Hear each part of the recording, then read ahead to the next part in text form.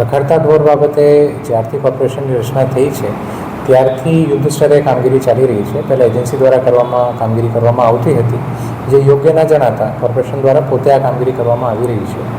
વરસાદની સિઝન ચાલુ થઈ એના પહેલાં અમે લગભગ એક વીકમાં 125થી 150 જેટલા ઢોરોની કામગીરી કરતા હતા. હાલ વરસાદ ચાલુ હોવાના કારણે કામગીરીમાં થોડો ઘટાડો થયો છે, પરંતુ હજુ પણ 70થી 100ની આજુબાજુ અમે ઢોર દર વીકમાં પકડીએ છીએ.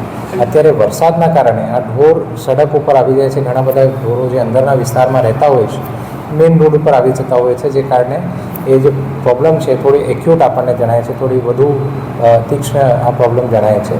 પરંતુ કામગીરી આપણે હું જણાવવા માગું છું કે કામગીરી ચાલુ છે અને ગૌશાળાઓ અને પાંજરાપોળમાં આપણે મૂકતા પણ હોઈએ છીએ.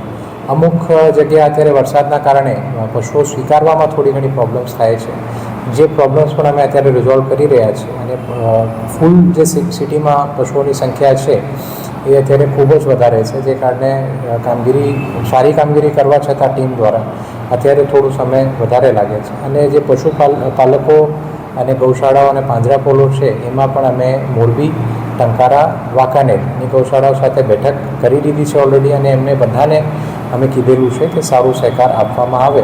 આપણે કોઈને એવું ફોર્સ નથી કરવા ઈચ્છતા કે ભાઈ તમારે આટલા ઢોર રાખવા જ પડશે, પરંતુ એમને તરફથી જેટલું શક્ય હોય એના માટે અમે બધા સાથે મિટિંગ દરેક ગુરુવારે અમે મિટિંગ કરતા હોઈએ છીએ. અને અત્યાર સુધી આ બધી અને આ જે સંચાલકો છે એમના પાસેથી સારું સહકાર પણ અમને મળ્યું છે. અત્યાર સુધી આપણે જેટલા ઢોરો લીધા છે એ સારા સહકારના કારણે આપણે સારી ગૌશાળાઓમાં રાખી પણ દીધું છે અને એ લોકો સારી સારસંભાળ કરે પણ છે.